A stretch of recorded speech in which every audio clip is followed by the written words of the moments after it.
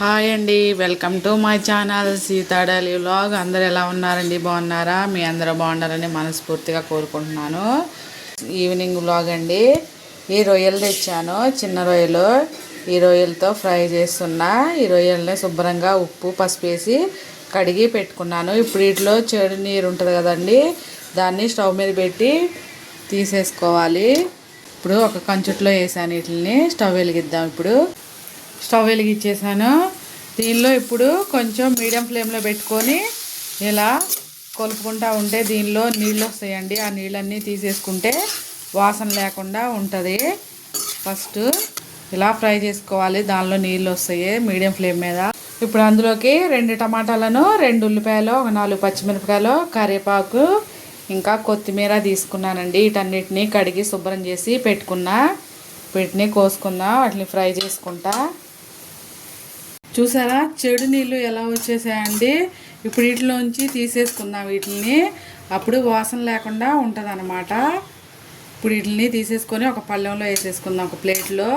చూడండి ఎన్ని నీళ్ళు వచ్చినాయో. ఇప్పుడు వాసన అనేది వెళ్ళిపోతుంది అన్నమాట. ఇలా తీసేసుకొని పక్కన పెట్టేసుకోవాలి ఒక ప్లేట్లో. చూడండి నీళ్ళు మస్తు వచ్చినాయి, ఎన్ని నీళ్ళు వచ్చినాయో చూడండి.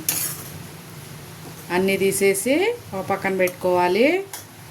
ఉప్పు పసుపు వేసి ఇలా వేడి చేస్తే ఇలా నీళ్ళు వస్తాయని వీటిని పడేద్దాం. ఇప్పుడు అవి తీసి పక్కన పెట్టేసుకొని ఇప్పుడు దీనిలో ఉల్లిపాయలను, టమాటాలు కోసుకుందాం. టమాటాలు మిక్సీ పడతానండి, అందుకనే పెద్దవి కోస్తున్నా.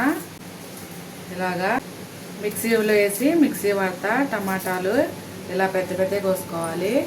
ఉల్లిపాయలు ఇలా సన్నగా కట్ చేసుకోవాలి. ఉల్లిపాయలు కట్ చేసుకొని ఇప్పుడు రొయ్యలో కొంచెం ఫ్రై చేసుకుంటే నూనెలో వాసన లేకుండా ఉంటుంది. ఫ్రై చేద్దాం రొయ్యలు.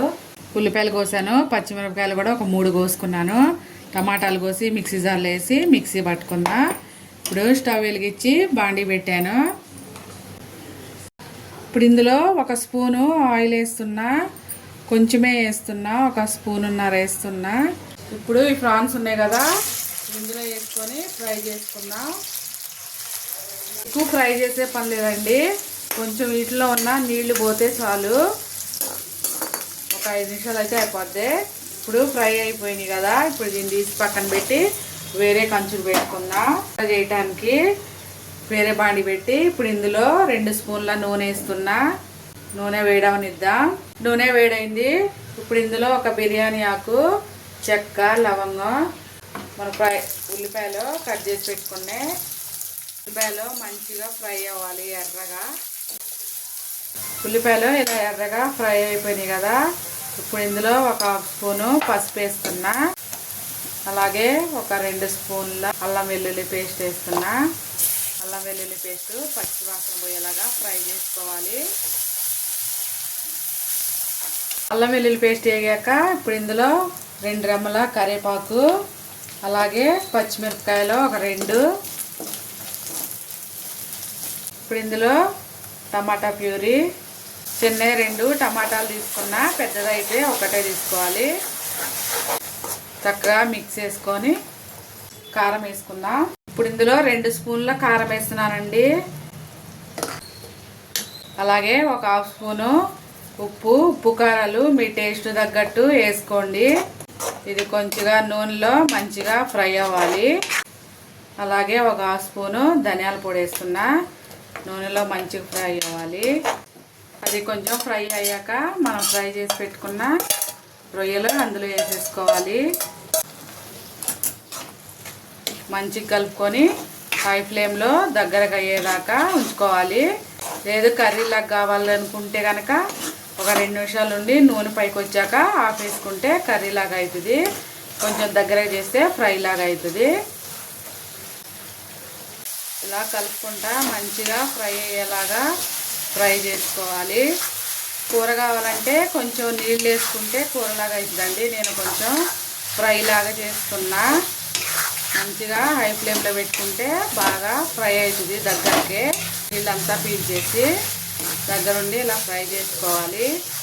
మంచిగా దగ్గరుండి అడుగు మాడిపోకుండా కొంచెం ఇలా అడుగు అంటితే కనుక ఇట్లా గంటతో అనుకుంటా మంచిగా ఫ్రై చేసుకోవాలండి.